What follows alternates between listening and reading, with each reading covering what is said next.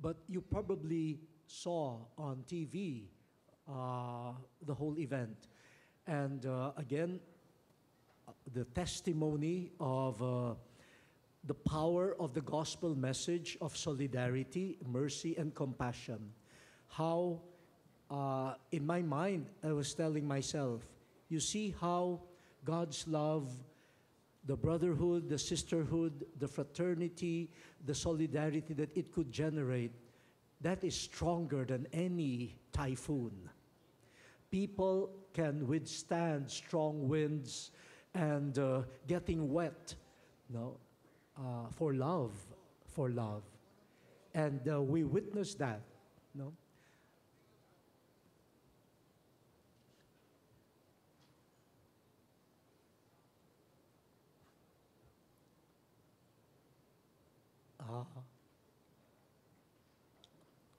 Wait a minute. We salute the people of Leyte, Samar, Bohol, Cebu, the different dioceses and communities that had experienced different types of disasters, earthquakes, typhoons. They came and witnessed the events. We salute the ordinary people who were not able to come to the airport grounds to attend the Mass, but who lined the streets and waited since last night. They've been waiting.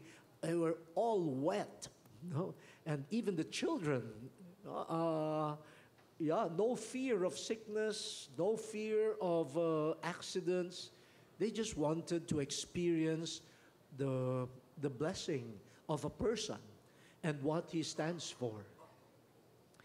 The Mass, as you saw, was simplified, but the Holy Father again showed the heart of a pastor. He put aside the prepared homily and spoke from the heart. And I'm sure many hearts were touched. And for me, the resounding proclamation of Jesus, and how the Christian faith can proclaim that we have a God who has embraced all of our sufferings, a God who had already been there before we even started experiencing our own pains. That's a tremendous message to the whole world. And so in your suffering, you're never alone. You may feel alone, but that's not the case. You are not alone. No less than the Son of God is with you. And the beautiful turn to Our Lady, Our Lady was entrusted to us, and so we could cling to her. This beautiful message during the Mass. And it was also moving that before the final blessing, the Holy Father led us into thanksgiving. Imagine, he's telling us, in the midst of all this, we should not lose this sense of being grateful and thankful. A very, very simple but Christian, deeply Christian attitude. And then, the motorcade going to the bishop's house. Some people were whispering, let the Holy Father take the closed car. No. This is the reason why I am here. I am here to show solidarity. So if people had waited and had sacrificed under the heat of the sun, the winds, and also the rain, then why should the pastor not be with them? And I asked him later on, after the Mass, I said whether he had celebrated Mass already with a raincoat on over the chasuble. I said, no, this is the first time. So you see, unique. It's a historic event also. And on the flight coming back here, I asked him whether he, like the Filipinos, whether he is accustomed to this type of typhoons and storms. He said, no, no, no, no. I have experienced occasional rain, but this type, he said, no, no, no. So again, a first for him. And when we reached the Archbishop's house, again, the official program was for him to have lunch with 30 persons who had experienced loss of life and loved ones and relatives and property. And we had people from Bohol who had lost also members of their bodies, who were present. It was an intimate encounter. Of course, we did not have time to have lunch. I entered the room earlier to brief the 30 people, and I asked them already about their situations, so that when the Pope comes and asks them questions, they would. And so when the Pope entered the dining room, it was already 11:45, and we were given only up to 12. By 12, we should get out. So he went around, greeted each one, and when he had taken his seat, I asked each one just to say a few words, especially about the loss that they had experienced. And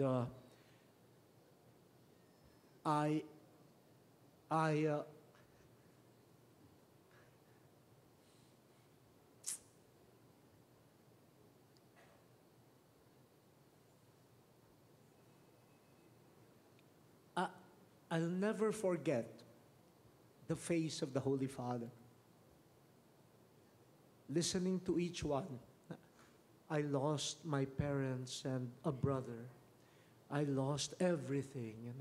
And then one woman said, I lost my husband, I lost my son, and I lost 5 daughters. And you could see the Holy Father just shaking his head. Shaking his head. And at some moments he would say, oh. No. He was suffering. He was suffering. Yeah. And when I asked him, do you want to say a few words before we go? He said, but what can we say? What can we say? The silence of someone before this mystery of suffering.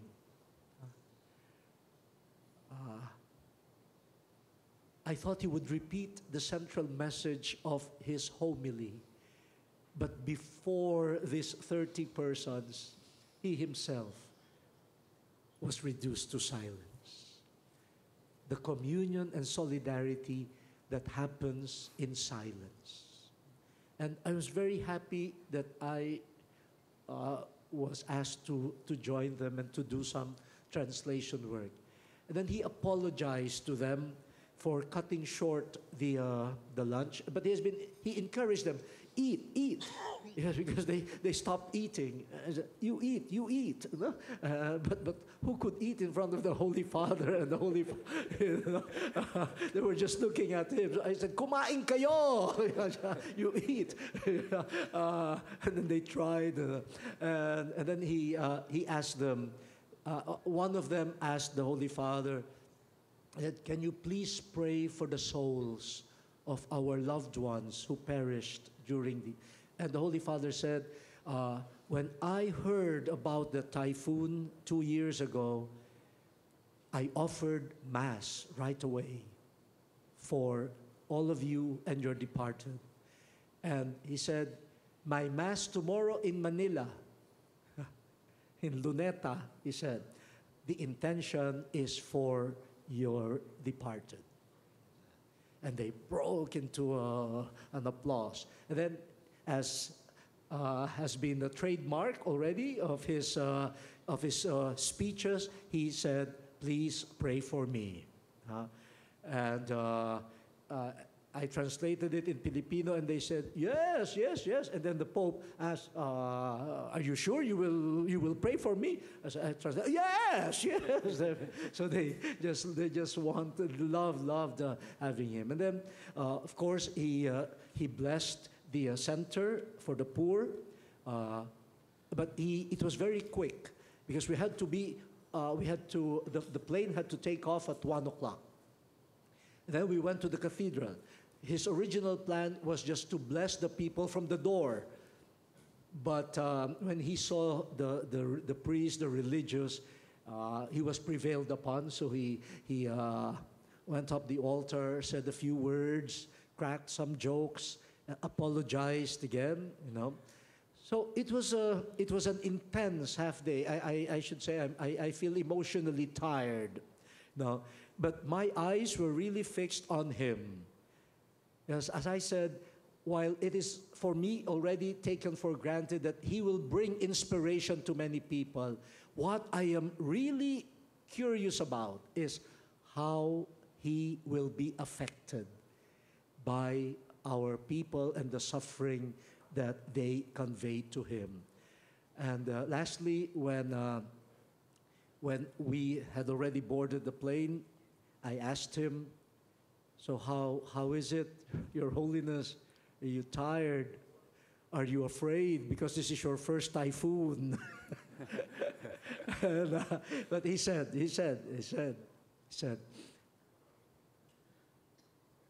"This visit is really for me. This is for me. I'm learning. This visit is for me." Wow, that's how to be a pastor. You learn, and you never stop learning. And you bring it to your heart, you reflect on it in the light of the Word of God, then again, you can speak. Thank you. Thank you very much, Your Eminence. Father Lombardi. Thank you. I am not a witness of the act of Cardinal Tagle, but I have also the possibility to participate in this historical event, and then I will give you some help, maybe, or some information to understand the situation. First of all, the Pope has been informed of the death of our young friend here immediately after coming back to the Nunciature. And then he has asked immediately the collaborator, Dr. Gasbarri in particular, to take information about who is, where, the family, and so on, to have then the ways to find then the ways to participate and to demonstrate his suffering and his participation in this death. And the Pope today in the afternoon, after coming back, has had a little rest, and then he had until 7 not meeting with his collaborator. Then we will learn later on this evening or tomorrow what he has decided to do or how he will express his participation to the family of our friend. Second thing, yes, you were already asking me in the past days about the typhoon that was coming and what was the preparation for us to this situation. Gasbarri said to me that yesterday evening he was in contact with the pilot of the aircraft who said to him, "We have to leave as soon as possible because during the day the situation will be worse." And then he has said this to the Pope. The Pope said, yes, I have come to the Philippines before all to be in Tacloban tomorrow.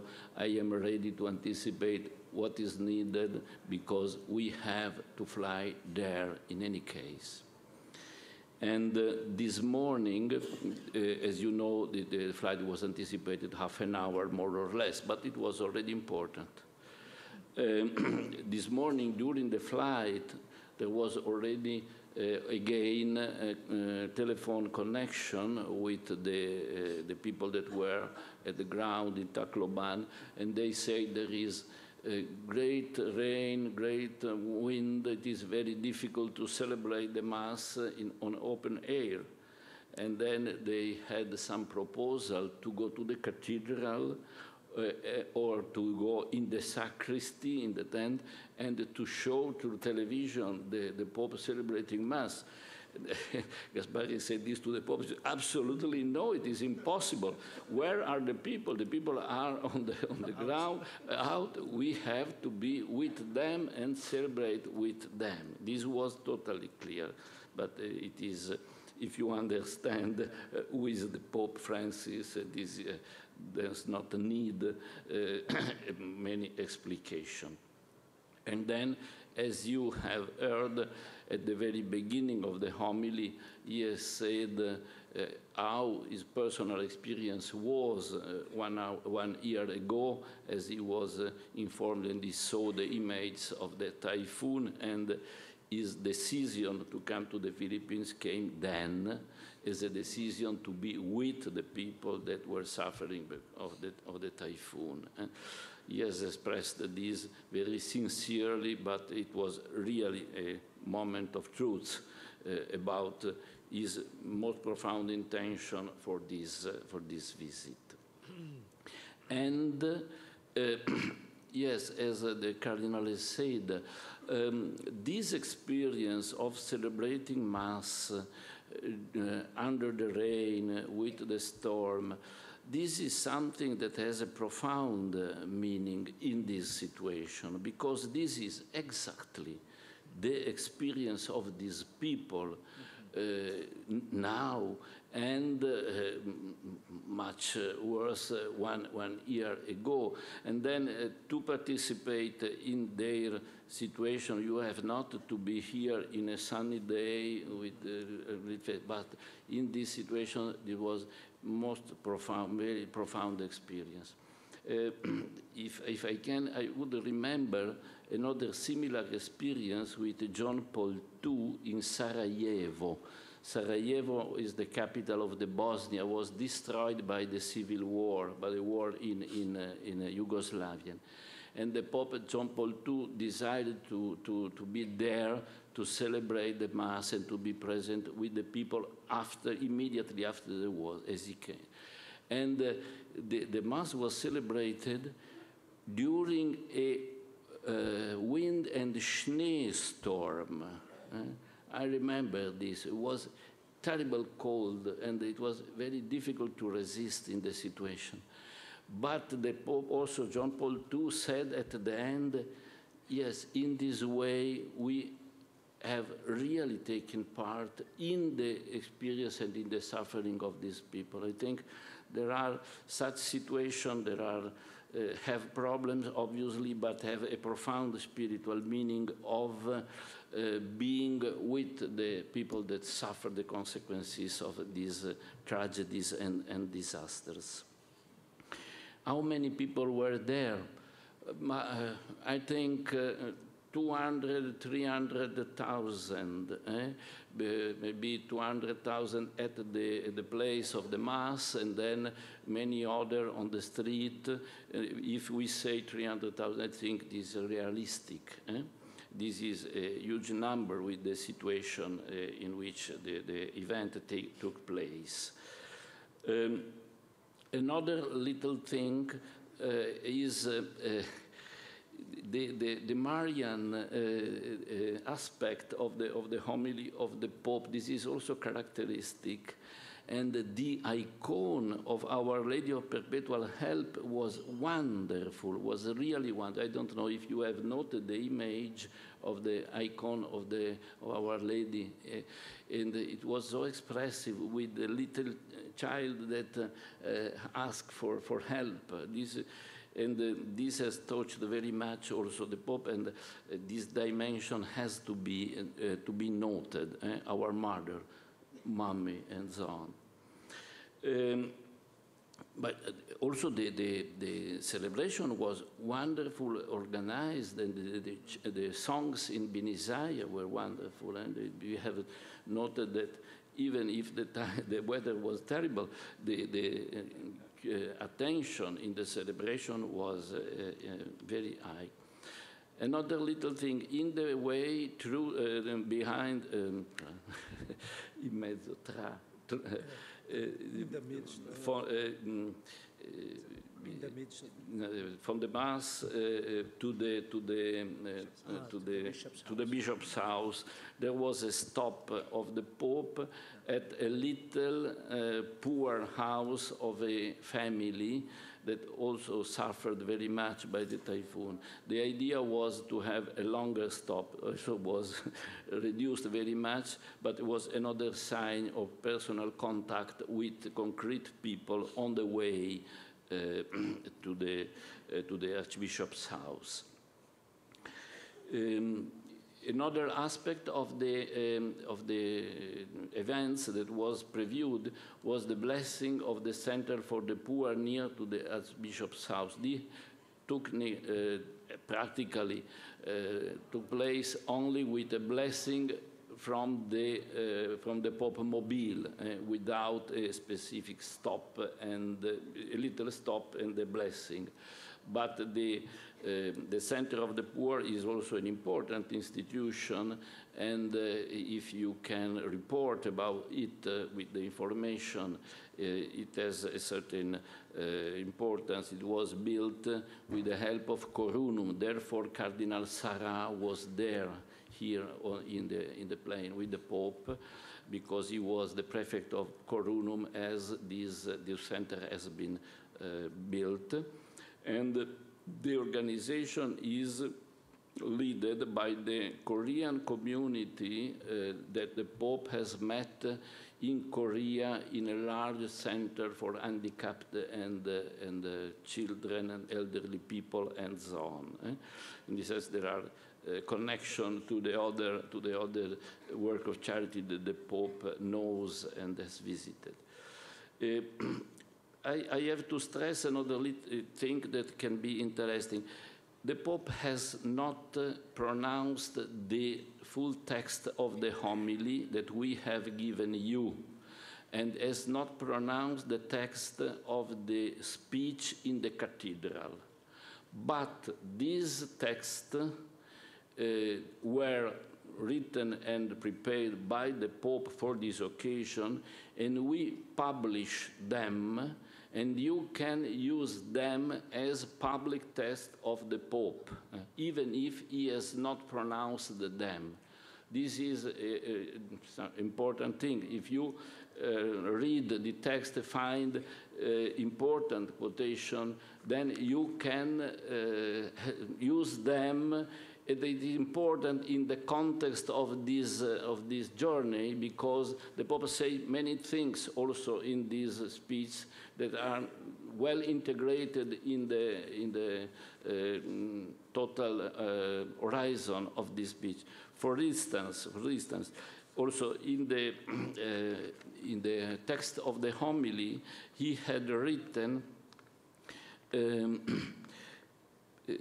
Countries, organizations, and individuals across the globe put the needy first. It is an example that should be followed. I ask government leaders, international agencies, benefactors, and people of goodwill not to give up.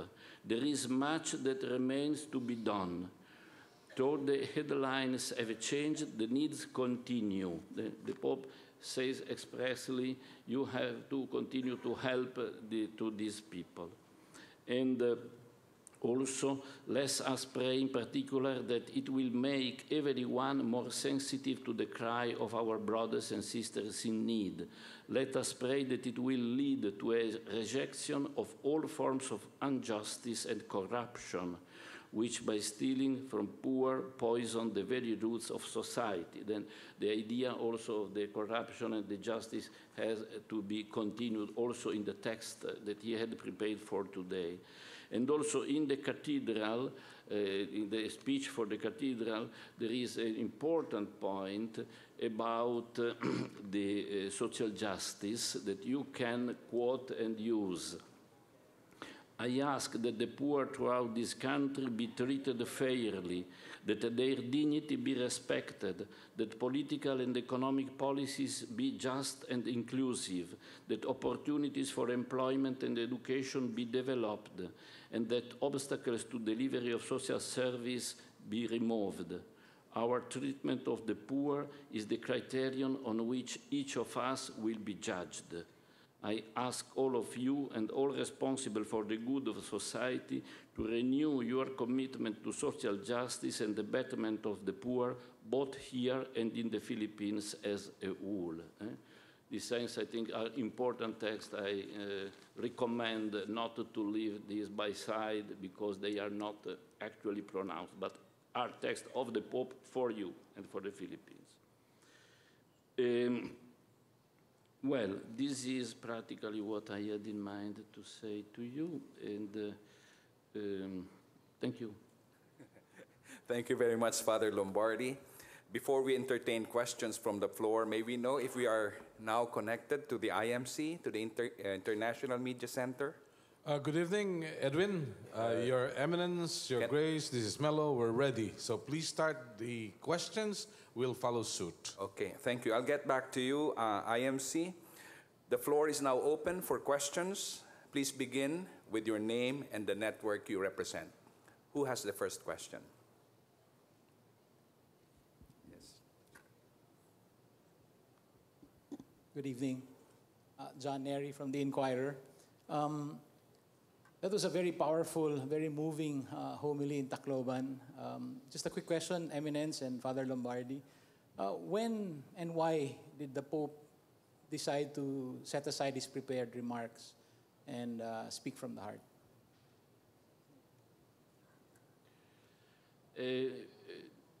Every time in which we are in a particular intense situation, the Pope desired to speak from the heart. Sometimes maybe he is tired or he feels not to be able to find the right word, and then he reads the speech. But if he feels that the emotion and the strength is there to express more spontaneously his art, then he does this. And in this trip, this is very interesting. This is a paradigmatic situation because the Pope has done a great effort to prepare himself with text in English to be understood and to let the people listen directly from his voice what he has to say. But he feels sometimes that he can express still better what he has in the heart through his spontaneous expression in Spanish, sometimes in Italian, this here in Spanish is normal, and through the translation. Also because he has a wonderful translator, we have to say, that does his work very well. And then I think that this mix is very, very good. In particular, during the meeting with the families, it functions very, very well. But this morning, there was not possible to have a longer time, and then the Pope has done a synthesis from his heart. It was, for the people that were present, sufficient. May I add? I sort of suspected that something like that would happen when we were told, first of all, that the Mass will be made simpler. And so not all of us would concelebrate. So if you noticed, there were just Cardinal Parulin, myself, Archbishop Du, who were asked. And then Monsignor Miles was asked to to be there. So I said, oh, probably the Holy Father, seeing the situation, really would want to speak outside of the prepared text. Yeah, it happened. It is your turn, IMC. Do you have a question there? Yes, we have. Okay, go ahead. Yes, please. Let's start with the gentleman here, please. Please identify yourself and the media entity you come from. Good evening. My question is... Your name and your entity, please. I'm Teddy Lechadores of Metro Daily. My question is directed to Cardinal Luis Tagle and Father Federico Lombardi. What is it that makes people shed tears every time the Holy Father comes near? This is not the usual. I saw the people crying, bursting in tears. And this is not the usual tears of joy. Father? Your Eminence, Father Lombardi. Let me start it and then you correct it, Father. In the Christian tradition, there is something that is called the gift of tears.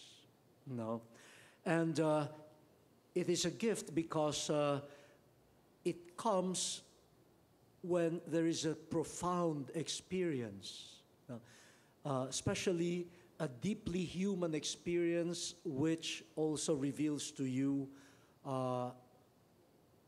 something of the divine. And it is so profound, and you are before it, and your body responds to it in a very physical way. And one of those ways is through tears. And so as what's the name of the person who asked the question? Sir. Yeah, from Metro Daily. Yeah, from Metro Daily. As he had, it doesn't look like tears of joy, but if you ask the people, it is also tears of joy. Tears of joy at the same time, tears of consolation, tears of being considered important, or just the tears of realizing I matter. I was approached, I was seen, etc. You could see that. Mm-hmm. Yes, I have not very much to add. I think it was a profound answer for the Cardinal Tagle. Sometimes we are very profoundly moved until the roots of our hearts, of our being, and then it happens that we are a little confused, and it is not easy to explain what we are experiencing, but we feel that there is something working in us, in our profound soul and heart. And this is normally expressed also through tears. There can be emotion, commotion, we say. And in the faith, we announce consolation to the people that are in profound suffering, or that are in profound conversion, or in a situation of a particular deep feelings. And in this sense, the Christian faith has to announce that Christ is with you. This is the message that the Pope has given. Even if you are profoundly moved and suffering, you are not alone. And what you feel is something that can be the beginning of a way of healing, a way of and resurrection and joy. This is the message was through the cross to the resurrection. I'll get back to you. IMC from the Diamond Hotel. Who has Yes. the next question? Yes, sir. Good evening. My name is Dario Agnota. I write for Kyodo News, Japanese news agency. I'd like to know more about the lunch with the Pope and the 30 other invited guests. What was served in that lunch? And did the Pope say something about the lunch? Did he like a particular ulam during the lunch? Thank you. You know, I was not able to eat much. And I think I saw in front of me just a bowl of soup. And then it was time to go, so I was not served. You know, I'm feeling hungry right now. I hope this press conference ends in a good, how do you call it, lunch and dinner combined. Yeah, and I saw the Holy Father tasting the soup, and I tasted, and I said, Holy Father, it's cold already. He said, don't worry. He said, it's hot. The weather no, it's warm here in the room, so that's okay. The soup may be cold. It's some sort of chicken soup. No, not tinola, because I prepared that. It was not that. Yeah. But that's a good question. And I did not see the dishes because we really rushed through it. No. But the Pope was able to eat the, what do you call this? Eat something aside from the, from the soup. soup. Yeah, and I saw him cutting a bit of the salad, you know. But on the plane, he ate some, I think, potato chips or something. Thank you, po. So IMC, I hope you heard that we're rushing to feed the Cardinal. Yes. We'll just have two questions. Don't worry, Edwin. Don't We'll just have two cheer questions. for me. Okay, can we have the first question that you have there? Yes, let's have the gentleman on the red shirt. Please identify yourself and the entity you come from. And make it Please. short, please. Yes, sir. Good evening. And keep it short, sweetheart. Question. Good evening. I'm Juvino Galang of Bombo Radio Philippines. Yes, please. Question to Archbishop Tagle. Sir, how was the Pope feeling after first time experiencing heavy rains on his state visit? Well, I think he was also quite worried. Kasi nga, we were told the flight must leave at 1 o'clock. So when I approached him and said, is it true, Your Holiness, that you will not enter the cathedral? You'll just greet the people at the door? I said, but there are 10 kilometers to get to the airport. I said, oh, okay.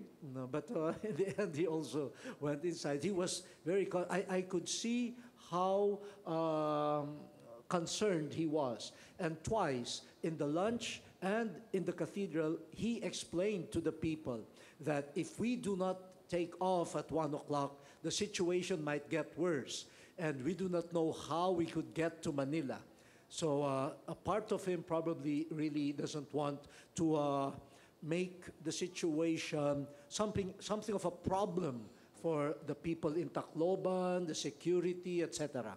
No, but he also looked excited, you know, because he said, "This is for me. This is an experience for me. You know, learning something, experiencing something, and it's very pastoral, getting to know what people go through. In fact, he was surprised that we in the Philippines get an average of 20 to 22 typhoons. He said, what? He said, and this is just a normal typhoon. Tifone normale. Okay, may we have the next question from the floor? Yes, ma'am. Hello, I'm Katarina Francisco from Rappler.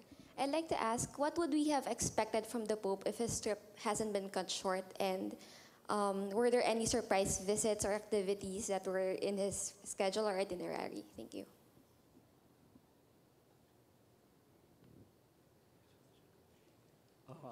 Yeah. You know, as I said at the beginning, even if it was cut short, all the planned activities were accomplished. Yeah.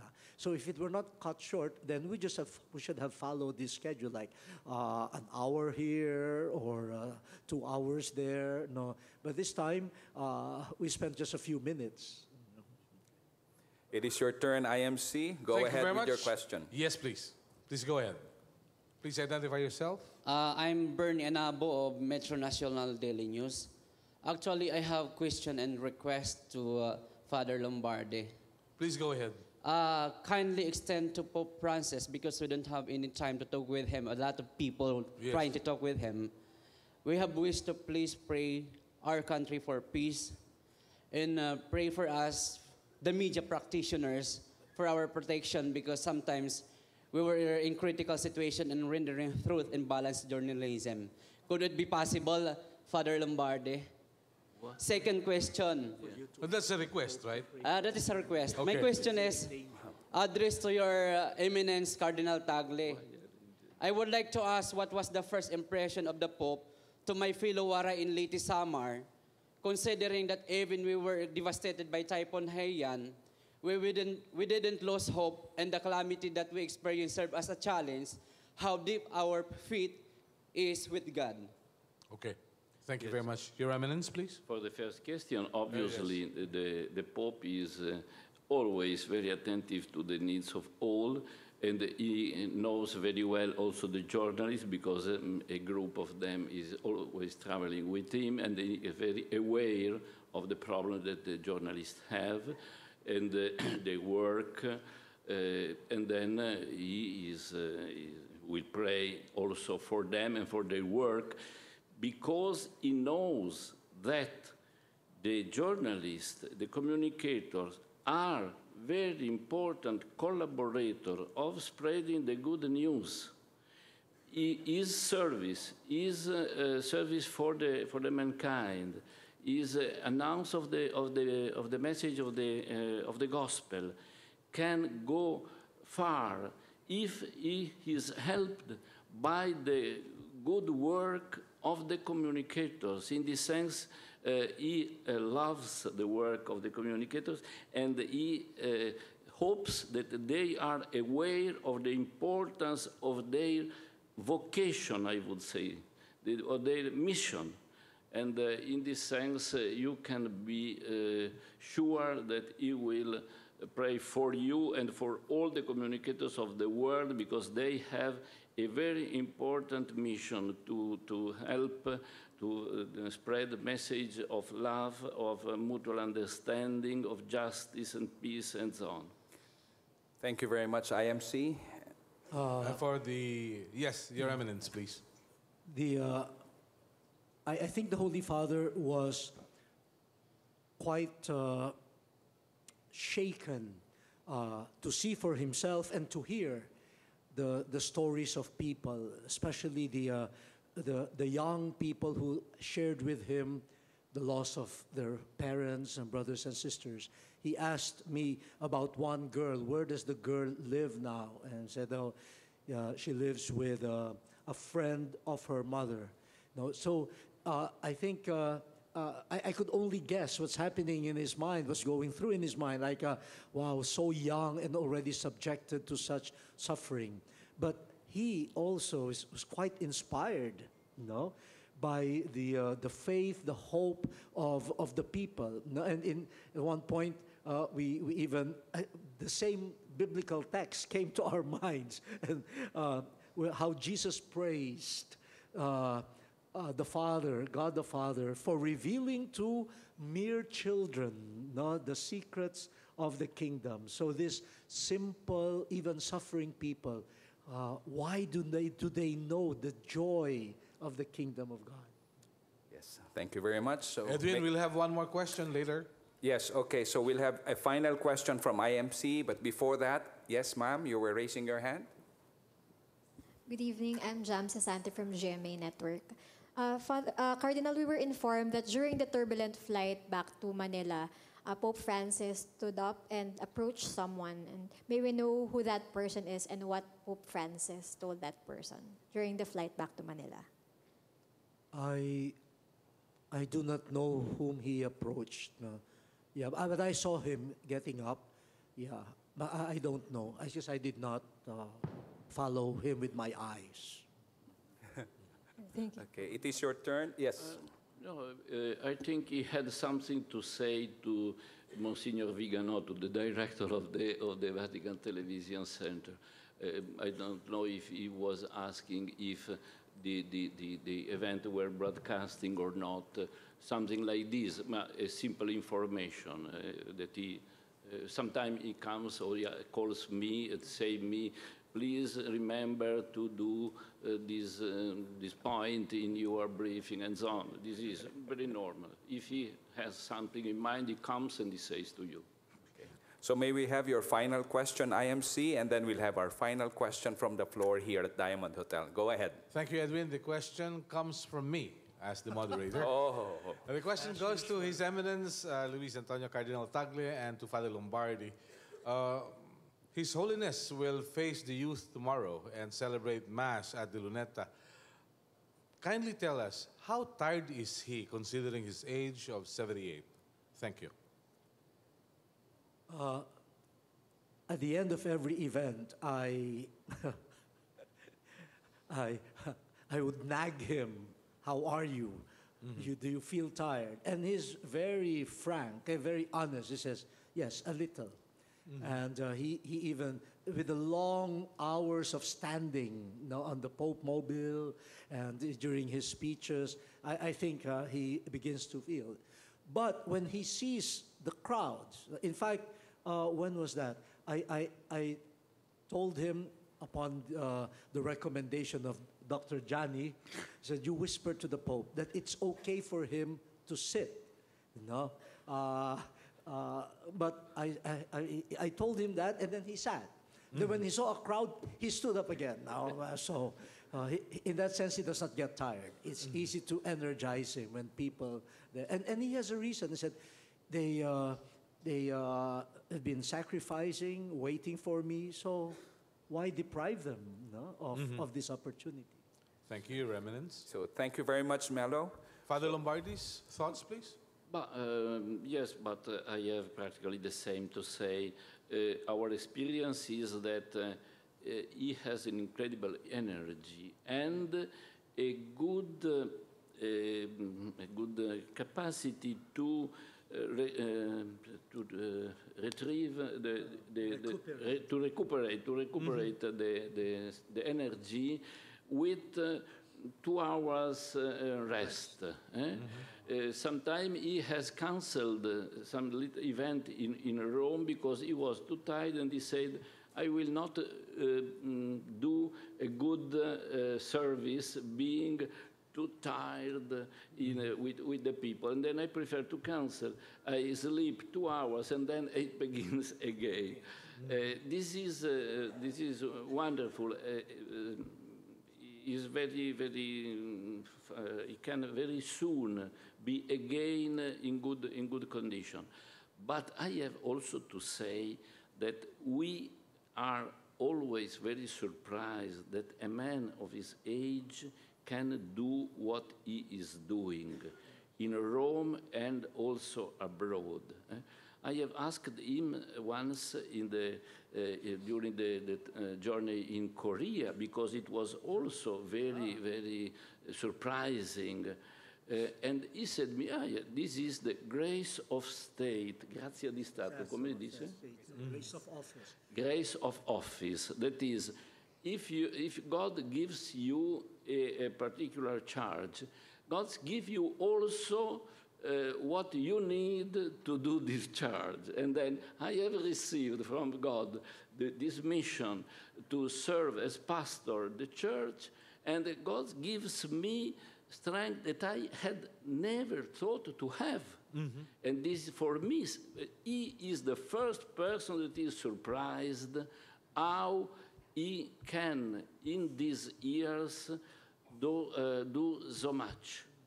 And in this sense, he explains this clearly in a spiritual way as a gift of God that helps him to do his service for the church. Thank you very much, Father Lombardi. IMC, we look forward to having an exchange with you again tomorrow. Yes, we will. Yes, as an expression of mercy and compassion to our panelists who haven't had lunch yet, correct? May we have the last question here from the floor, or last two. Would that be okay? Can we have last two questions, the last two questions? Okay, that lady in blue, and then to be followed by the gentleman. Good evening, Fathers. Daniel Gabriel po from UST Varsitarian. Fathers, I would like to go back po to the itinerary. You mentioned everything was accomplished. Can we know more about the candle lighting at the mass grave? Were there the prayers? Was that also accomplished po? Mass grave po. At the mass grave? Yes. I was not immediately near to him, but as he came out of the cathedral before taking the Pope Mobile, he was there and he has given a blessing. This sure, but I don't think that he has also the candle lighting, but sure is the blessing that he has given to the memorial. This is clear. In this precise moment of coming out from the cathedral before going, taking the Pope Mobile. The gentleman in blue. Yes, and then we'll have the final question from the gentleman in brown. The final question. Father Lombardi, could you tell us what did the Pope do this afternoon since 2 p.m. until now? Thank you very much. Rest. Yes, this is. We are all happy that after this morning that was very, very engaging, and he has decided not to take new initiative during the afternoon, but to rest, so to be prepared for tomorrow. I don't know if this evening he will have new ideas, but until 7 it was not previewed, and he had to go to dinner at 7. He probably rested and dreamt like Saint Joseph. And the gentleman? Good evening, Minardo Macaraiga, John's Front Press. To either of the gentlemen. Sir, there's supposed to be the typhoon coming closer to Manila, and it might cause even stronger rains and winds during the Mass tomorrow at Luneta, perhaps causing the same kind of danger that happened in Leyte. Is there any anticipation of any changes or anything that might happen if the typhoon does approach Manila? I mean, maybe the event this morning was a rehearsal for for tomorrow, so he'll be an expert on that. So, a round of applause, please. Yeah, thank you. Thank you very much. So, before your closing statement, Your Eminence, I just would like to read to you an announcement regarding the Quirino Grandstand event tomorrow. So, do we have some media coordinators here who could possibly answer some questions after I've announced this and close the press briefing?